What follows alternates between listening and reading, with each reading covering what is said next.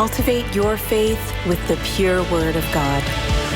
Hello, friends. Peace and grace be multiplied unto you. Welcome to Cultivate Your Faith, a presentation of the pure Word of God. Here we grow by expecting and depending on the sure promises of God to fulfill in a personal way. Here's your host, Dr. Throy Campbell.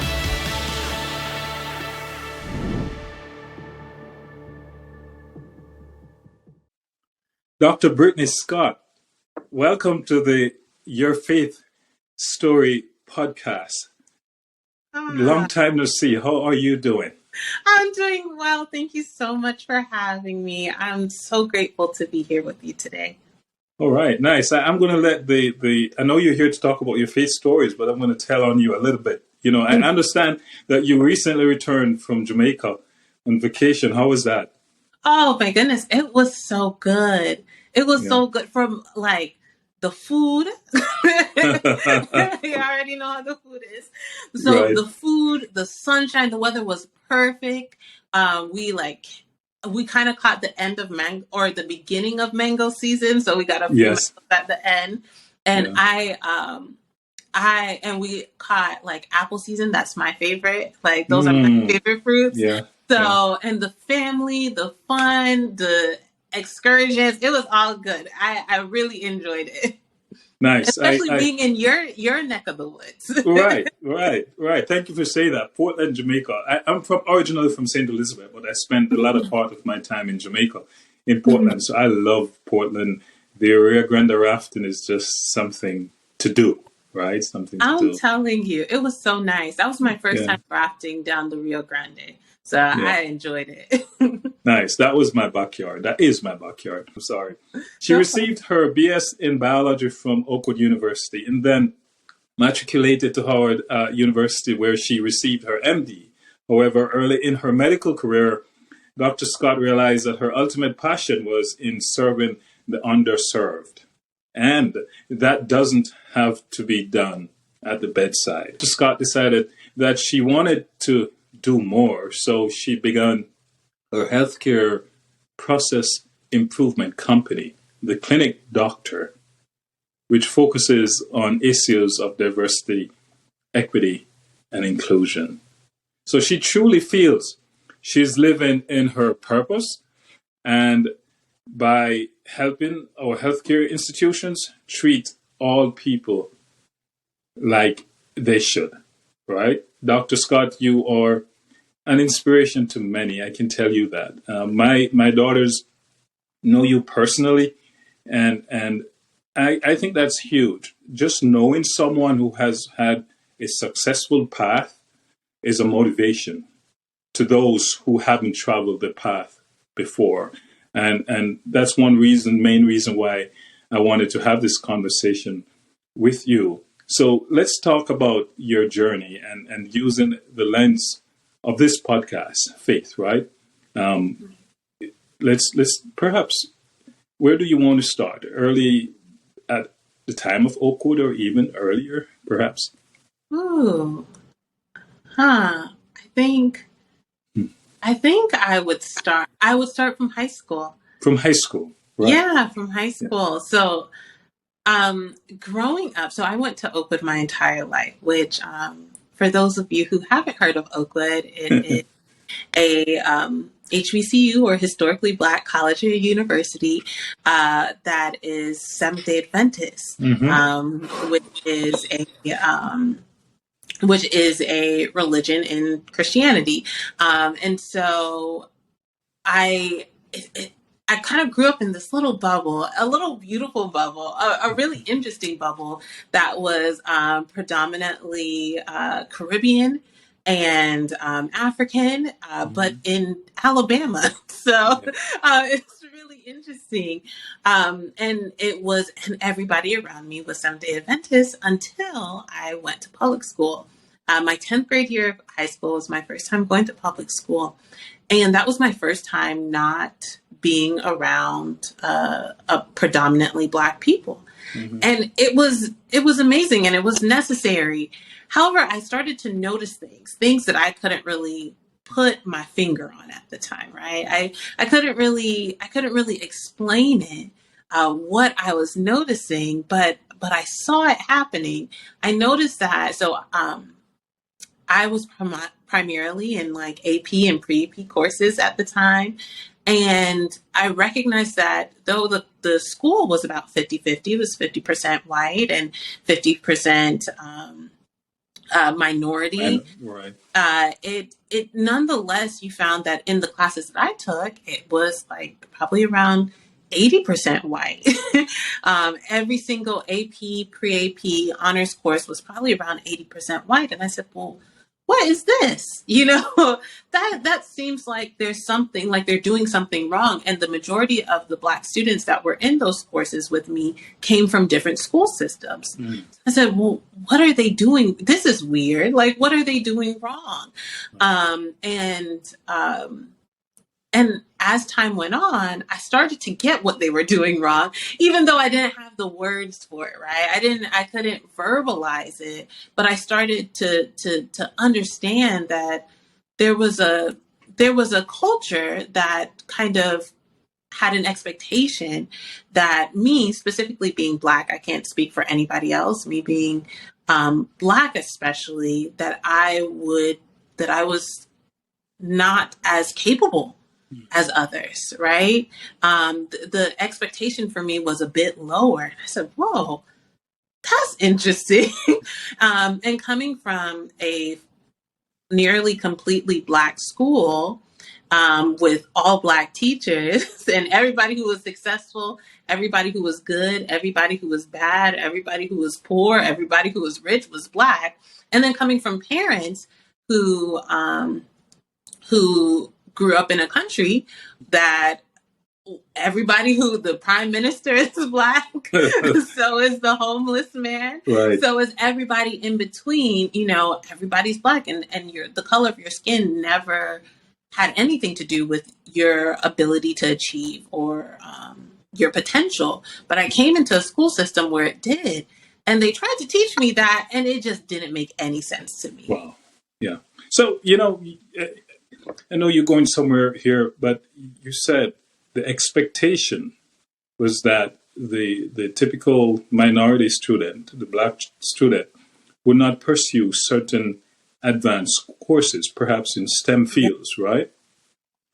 I'm having this thought. I wonder about the student's perception of themselves. Clearly, you're coming from a place where you had the motivation and you knew you needed to succeed and go for the best. But can you recall your friends? How did they see themselves in this system? You were alarmed by what you were experiencing, but how about the child who did not attend Oakwood Elementary, but is now at this particular school that you were at? Oh, I really didn't know. Again, I actually didn't have many Black friends at that school. Okay. Because there weren't many of them that I took classes with. So right. I didn't end up leaving I took 2 non-AP or pre-AP courses, and that's where I got all of my Black friends from. Right. And I had never really thought to ask them about how they viewed themselves or why. Right. I'm only asking because I'm interested to know, you obviously, because of how you were brought up, your background, your family background, you got to go for the best. You have to shoot for the stars. But there are some who are coming from less fortunate homes, and so they have a mentality which was cultivated that is really a roadblock going forward. To me, Britney, is not just the system, but it's also who you are. I know it intersects, right? But anyway, here's what I want to ask, because we want to keep the lens of faith as we talk and go forward, right? When you found yourself in such a setting and you were asking questions, did your faith play a role in how you see things and how you saw yourself at the time going forward in high school? Yeah, definitely. I think going into a space where everybody's trying to tell you something about yourself, right? Right. That may be accurate or inaccurate, but there are all these messages, and they're new messages that I've never really heard before coming from where I came from. There's something about, especially for me, specifically being Seventh-day Adventist. So, I grew up in Alabama, which is a part of the Bible Belt. So pretty much everybody's Christian. Yeah. But being Seventh-day Adventist was a bit different. And we had a different set of rules and a different set of expectations for our religion than a lot of others, especially when it comes on to the Sabbath. And being able to stand firm in that allowed me to be able to stand firm in a lot of other things. I like that. I like that because, being able to stand firm in your religion enable you to stand firm in a lot of things, even at a young age, even as a high school student, because there's a certain discipline that you have, right? There's a culture for success. Religion has nothing to do with laziness and not fighting and believing that God is there for you to succeed. Yeah. Yeah. Yeah. And then also even seeing when sometimes for the first time in my life where I'm seeing kind of injustices happen and there are things where people that look like me are not being treated fairly in a system, I think that it's a lot easier to be able to handle something like that when you do have God, when you do know God, because at that point in time, I'm able to say, well, yeah, this teacher is fighting me. Yeah, this principal isn't standing up for me. But I have somebody bigger. Right. They can't do anything that God doesn't allow. And, even having that makes it a lot easier to go through systems, even now as an adult, even when you face oppression as an adult, you're like, well, I serve a God who lifts up kings and he tears them down too. And, the heart of the king is in the hand of the master. So when you realize that, it's a lot easier to handle these systems that, are literally against you, however you want to put it. Nice. It's important to understand that God is there for you as a young person. Yeah. And, it's just an important aspect of our lives and who we are. And I appreciate you expressing that at a young age, at high school.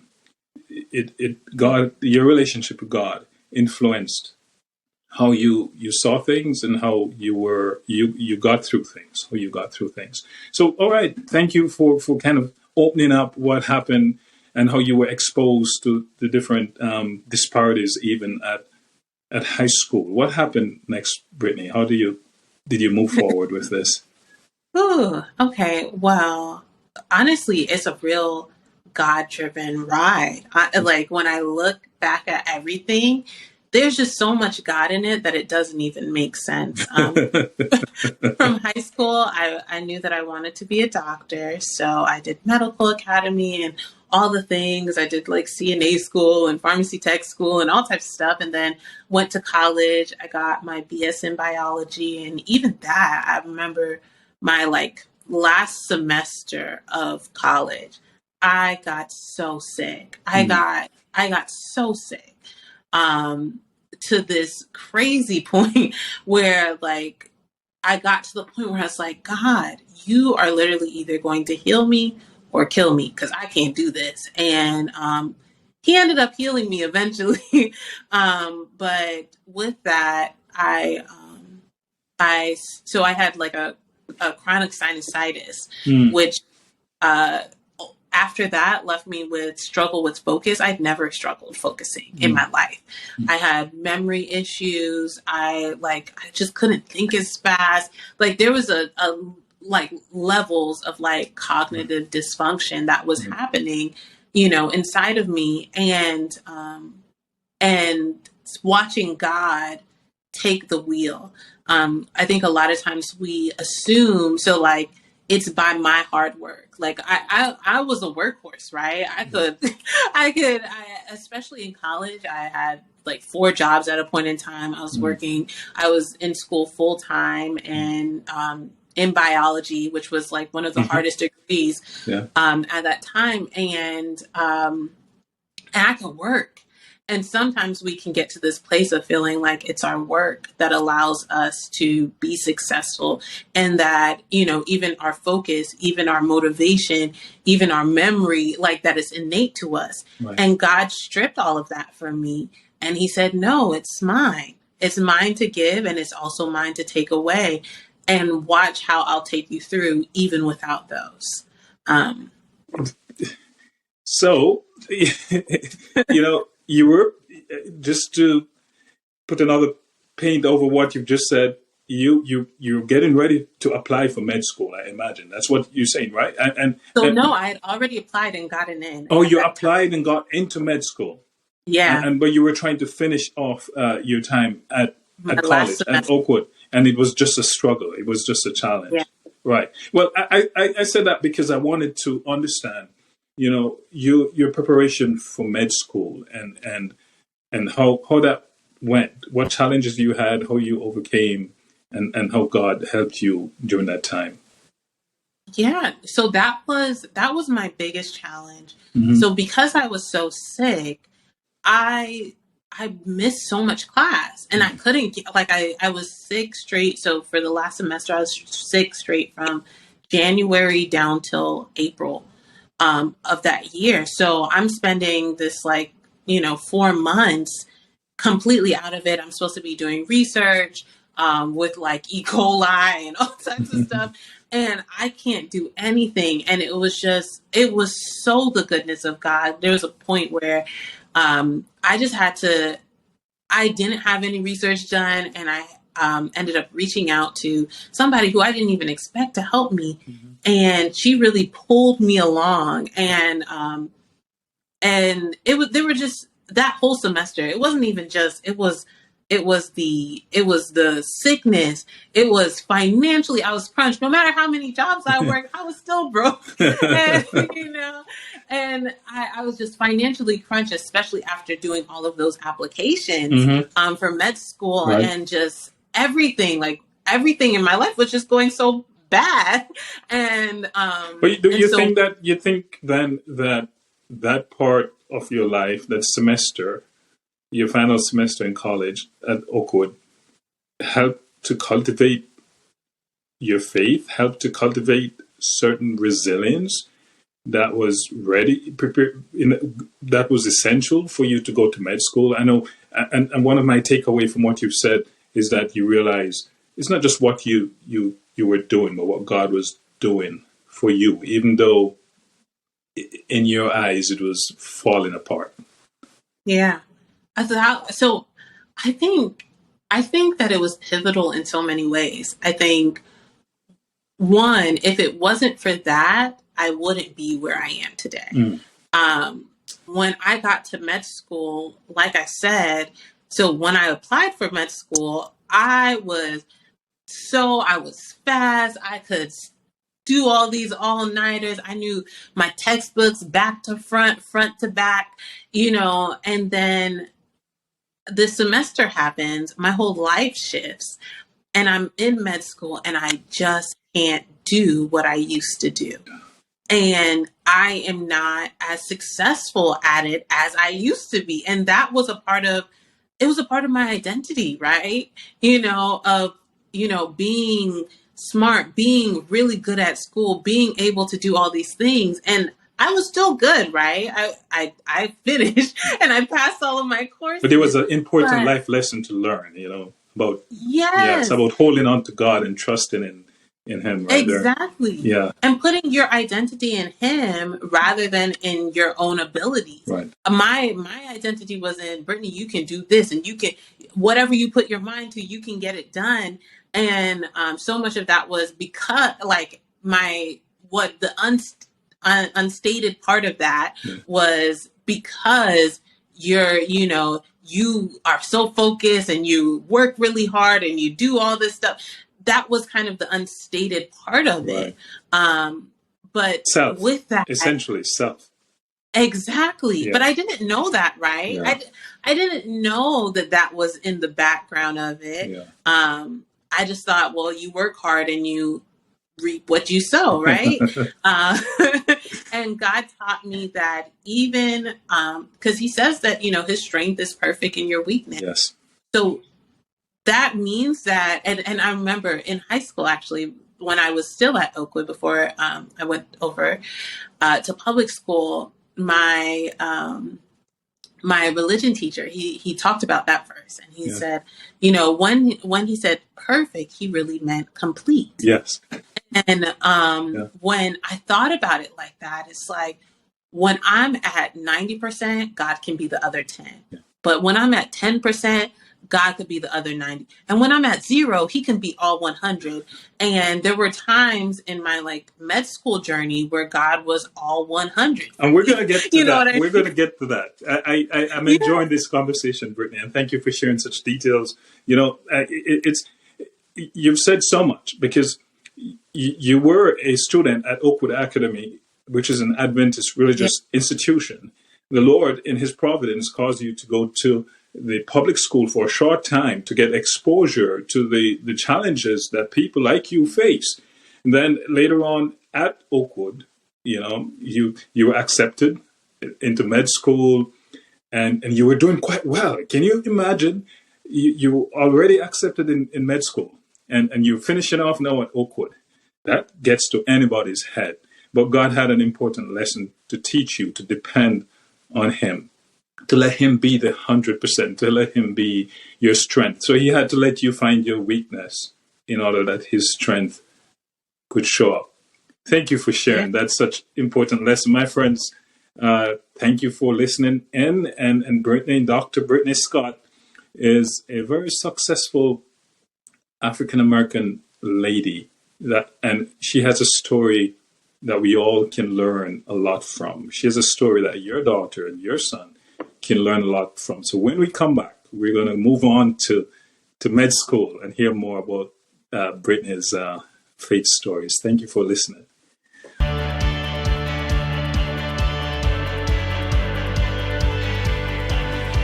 Thanks for listening to Cultivate Your Faith.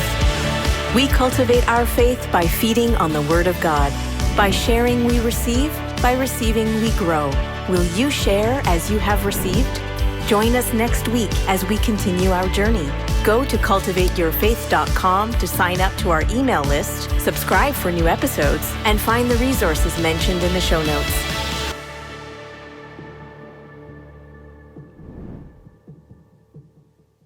Hello, my friends. Thank you for staying with us on the Your Faith Story podcast. We're listening to the stories of Dr. Britney Scott. And in part 1 of this conversation, she took us through her time at high school and college just before she matriculated to med school, which we want to talk about, Britney. But you made a very essential, important point that God wanted you to understand that he is in control and it's not just your effort, which is important. A student has to work and study and try to make it.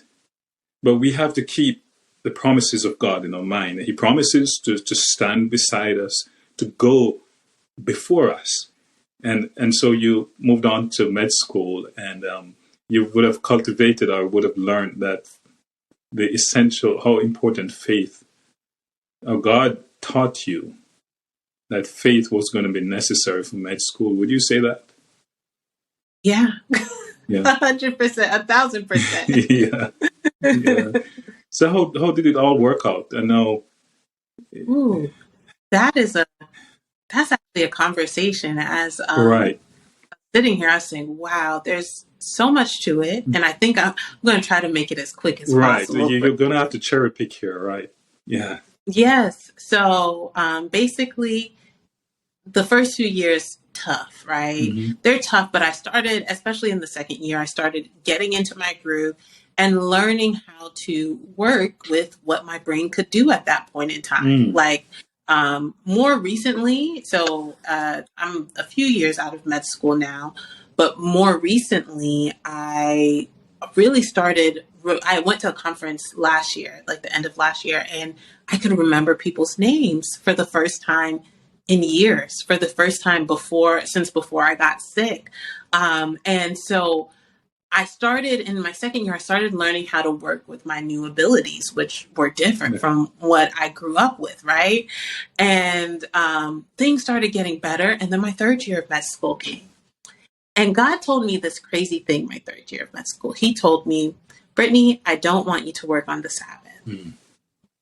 And I hadn't even given it thought, right? Yeah. I had never given it thought. My mom is a nurse, and she's Seventh-day Adventist as well. And she used to work on the Sabbath. And, granted, after a while, she stopped trying to work on the Sabbath and all types of stuff. But I was like, okay, well, I guess that makes sense because I'm not actually a necessary part of the team. Mm-hmm. In med school, I'm a helpful part of the team, but I'm not an absolute necessity. Yeah. And I figured that, in residency, I'd probably work on the Sabbath, but in med school, God literally told me no. And my first rotation, it was with another group of students at a children's hospital. And one guy, he was Jewish and he wore his yarmulke. And so I went to him one day, I said, how are they with the Sabbath in you? Like, how does it work for you? I'm Seventh-day Adventist. How does the Sabbath work for you? And he said, they don't give me any trouble. I told them and there was no problems at all. Yeah. And I knew that it wasn't going to be the same story for me. Somehow I was like, if God told me not to do this thing, I'm probably going to end up in a lot of drama for it. I did. Yeah. That is the point. I ended up in a lot of issues. I had deans telling me, well, there's a loophole in your religion that says that you can't. I know. That's what I said. That is what I said, Dr. Campbell. And I had other people telling me, well, there are students who have to pray 5 times a day, and I don't let them out of surgery to do so. So what about you? I had some situations to the point where I actually started speaking to lawyers about what am I going to do here? What am I going to do here?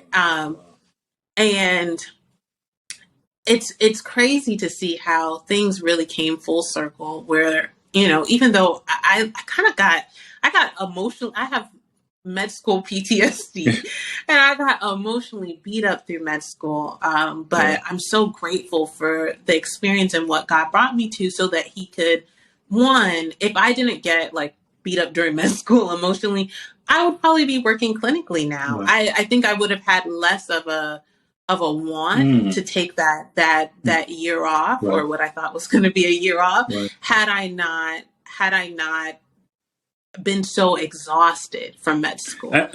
Mm-hmm. And we're going to get to that. We're going to get to the fact that you transitioned to being an entrepreneur and your company is pursuing equity and systems, helping systems improve so as to remove disparities in care. But I sense, as you've said, that med school was really tough. It required a lot of work, a lot of studying. What's your advice to people like you who plan to go to med school and so forth? The challenges that they face and the importance of faith. Ooh, my biggest advice to people going to med school is one, only go if you're really passionate about it. That's the only way that it's worth it. Yeah. That's my first advice. Yeah. But my second one is that ultimately, if God can bring you there, God can bring you through all of it. Right. The culture of medicine is one that creates a hierarchy and places value on people based on how long they've been in it, what their education looks like. However, as a Christian, you don't have to believe them. You just don't. You don't have to believe them because God is the one who actually places value on you. God is the one who determines your worth. And if you stick to that and you ignore all the rest of the chatter, you'll be just fine. I like to probe a little on the culture of medicine. And you're referring to what makes one a provider, what makes a system, a healthcare system, what it is, and how providers operate within that system. The ultimate provider is Christ, right? And that's your standard as that you use as a Christian med student. Was there a time in your training where you say, that's really contrary to what I believe, the approach we should take with regards to care? There's something soft I'm probing on. I think in terms of care, so again, I went to a HBCU for school. And I think in terms of care, there was a lot of thoughtfulness. That's what I can say, is that there's a lot of thoughtfulness to the social determinants of health and to how to create health equity. Especially there. So I went through most hospitals throughout the city, and it wasn't everywhere. And there were times where, especially specifically being Black, even more than being female or, my religious background, but specifically being Black, that there were times where I would have to, after the team is done rounding, I'm going to be the one to go back, or I'm going to be the one to explain that maybe you didn't understand his sentiments, because there are cultural differences here. Let me go check in. Let me go find out, and I can bring back to the team, because there's a certain understanding that groups of people who with similar cultural backgrounds tend to have. Right. That's cool. So that's a good shout out to your med school, being culturally aware and incorporating essential cultural information about your patients and preparing students who will be future providers to be culturally competent, because that's a problem in healthcare today. I believe, we do not understand first our background, and then we do not understand the background of the patient. So how can we administer care and so forth? Yeah.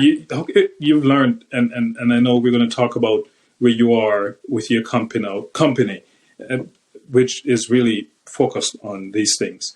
But how essential is that? It's absolutely essential. There's no ifs, ands, or buts about it, because you can't give healthcare is not manufacturing, right? There are humans involved, and you cannot give your best care if you are not culturally competent. It's just impossible. There are certain things that you're just not going to understand. There's ways that you're not going to be able to connect. You miss out on being able to provide the best care for your patients, even being able to understand what are some of the social determinants of health that affects this population or this group in particular.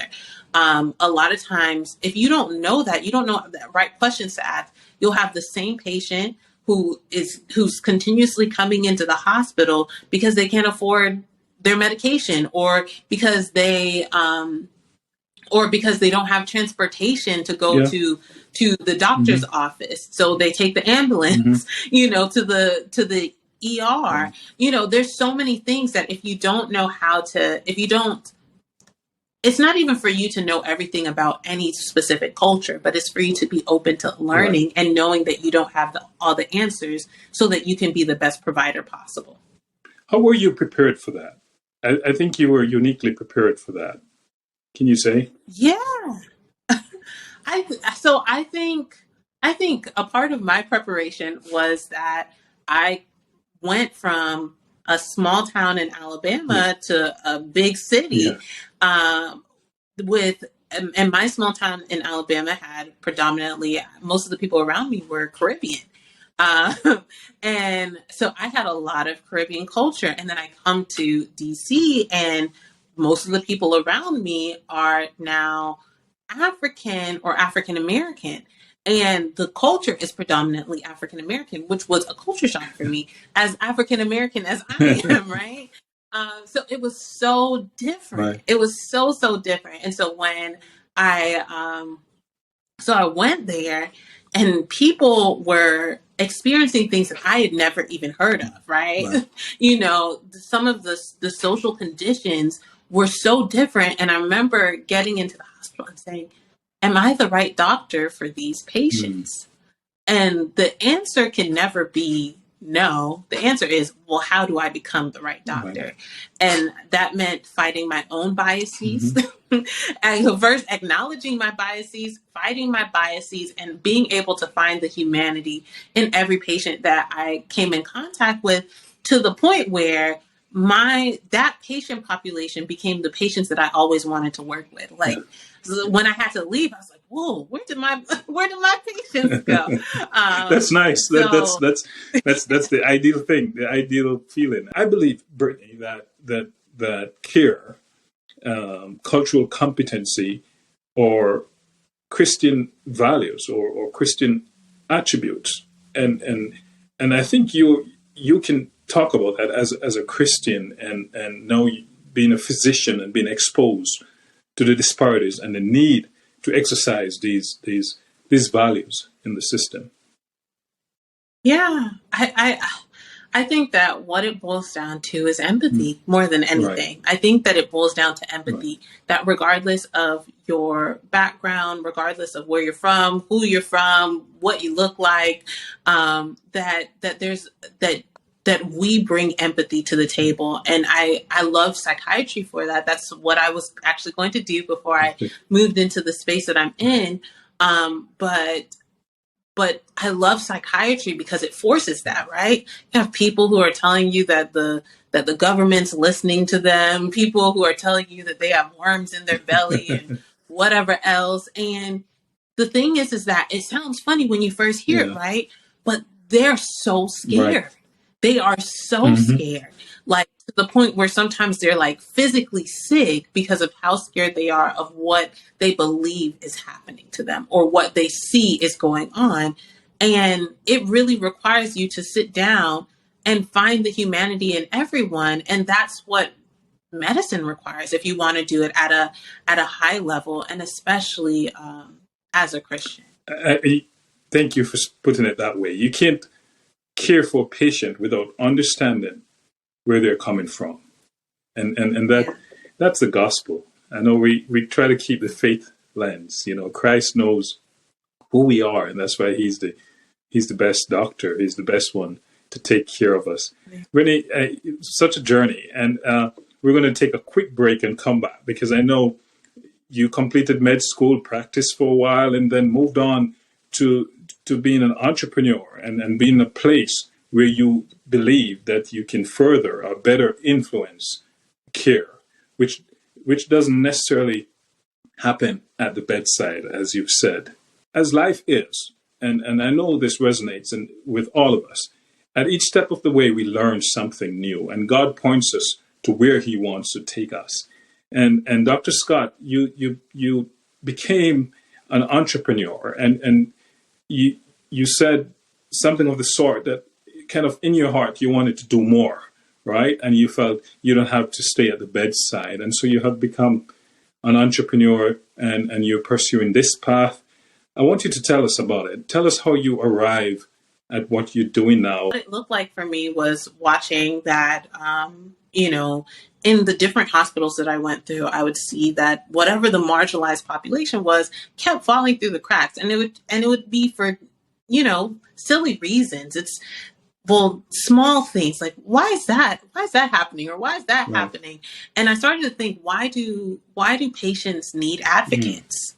A patient shouldn't need an advocate, because if they do, that means I'm not doing my job properly. That means that I'm messing up something. And so I started recognizing who was falling through the cracks, and these cracks that didn't even need to be here. So I said, well, what if we filled up the cracks? And when I decided to take a year off, because I realized I wanted to do psychiatry, but I wasn't 100% sure. And I was a bit tired and beat up from med school. So I said, you know what, let me go ahead and take this year off. And when my mentor asked me, so Britt, what do you want to do during that? I said, I want to make hospitals more efficient. At that time, she told me, you should look into CQI. I had no clue what that was.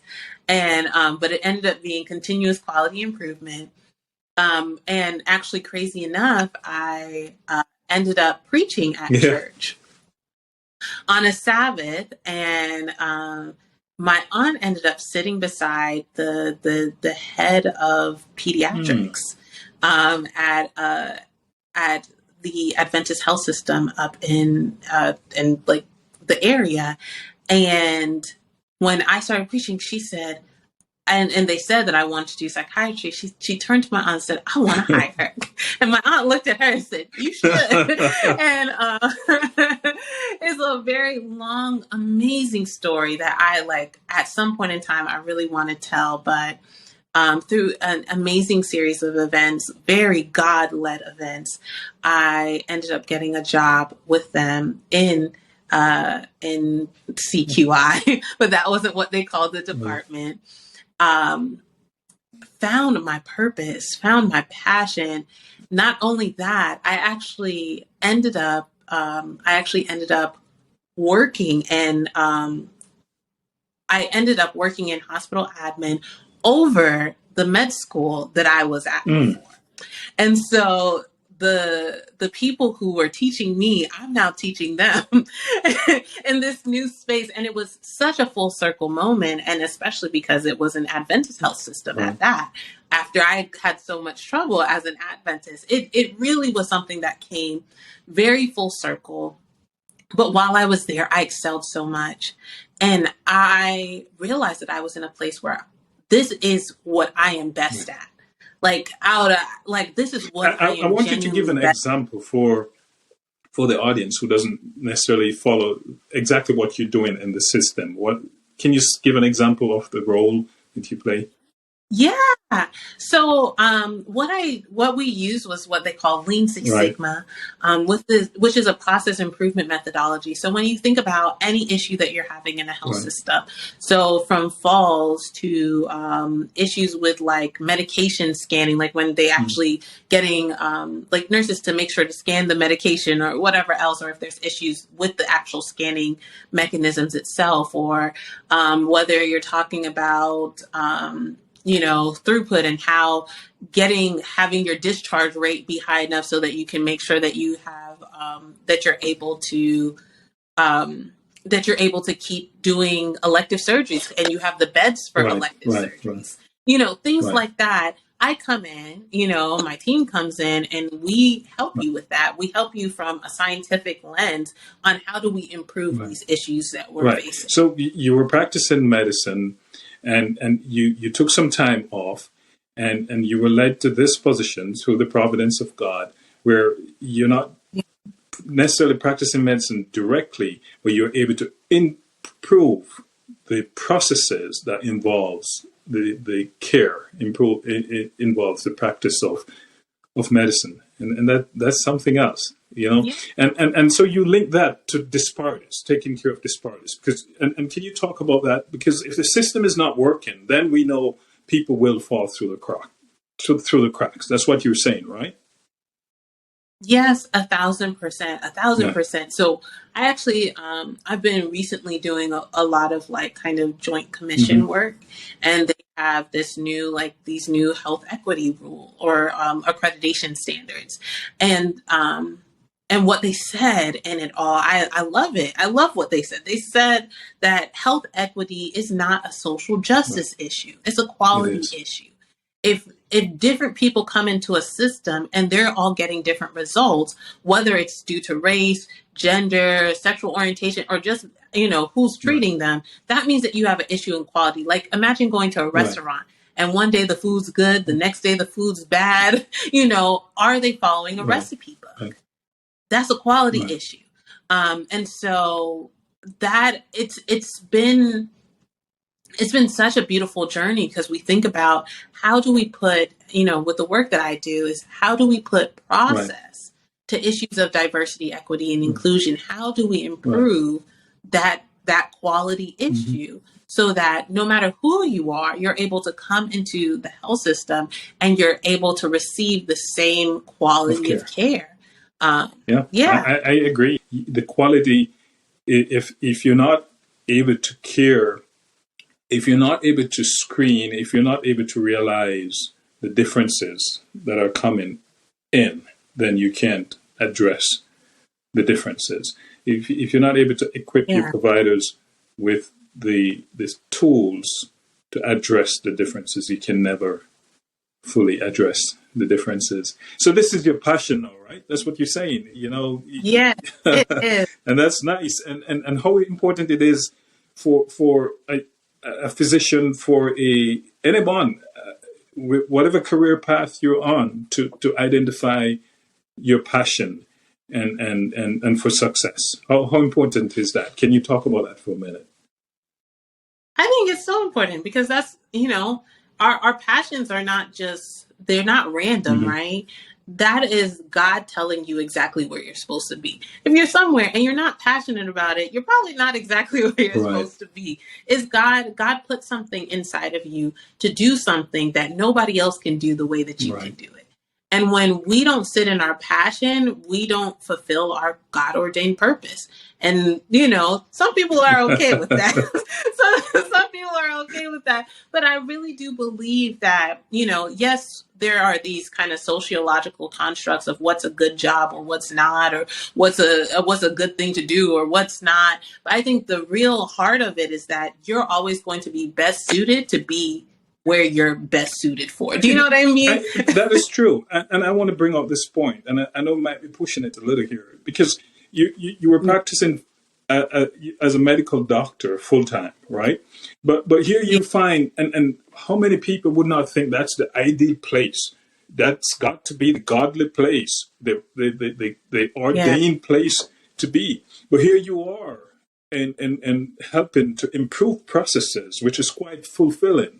And the same, you're affecting care perhaps in a bigger way than where you were. And so there's an intersection perhaps of faith and passion and the career path. Yeah. I think that's what we're saying here, all of it. Brittany. 1,000%. 1,000%. I believe it out.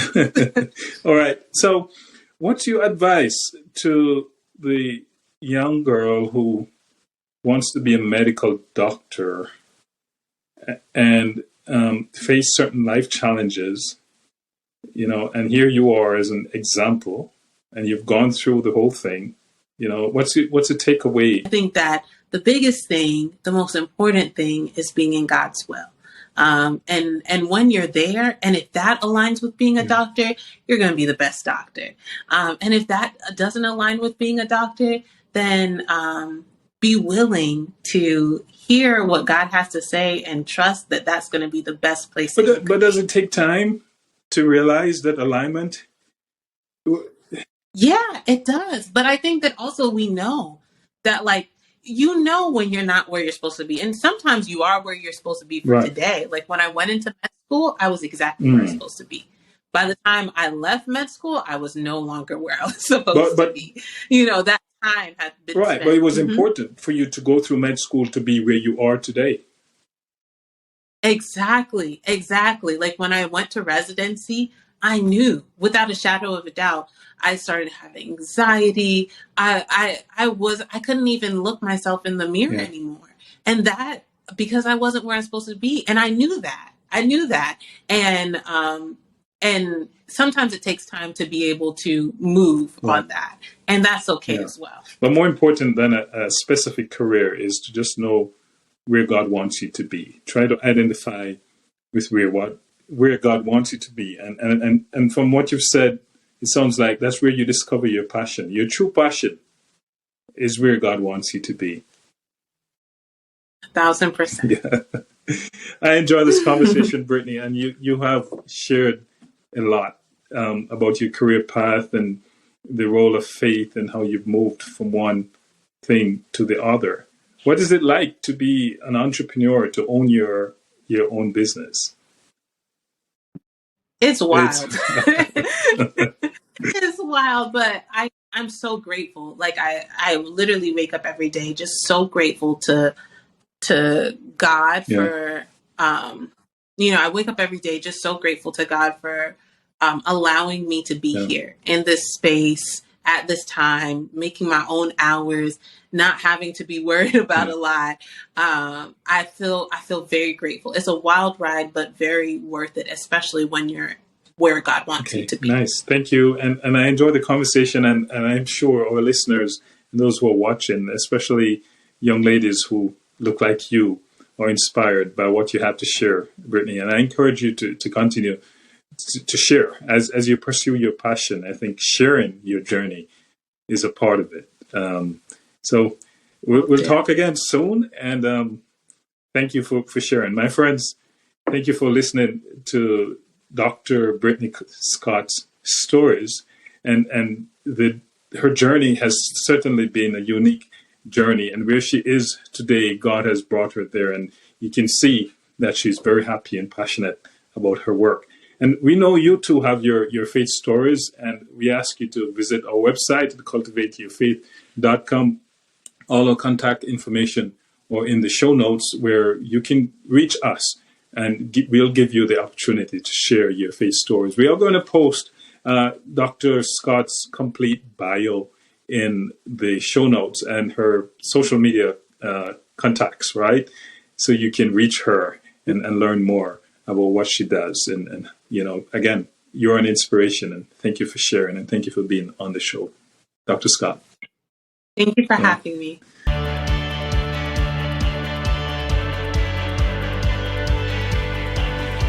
Thanks for listening to Cultivate Your Faith.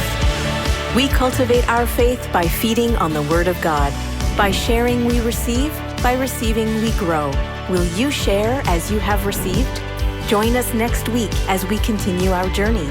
Go to CultivateurFaith.com to sign up to our email list, subscribe for new episodes, and find the resources mentioned in the show notes. Until next time.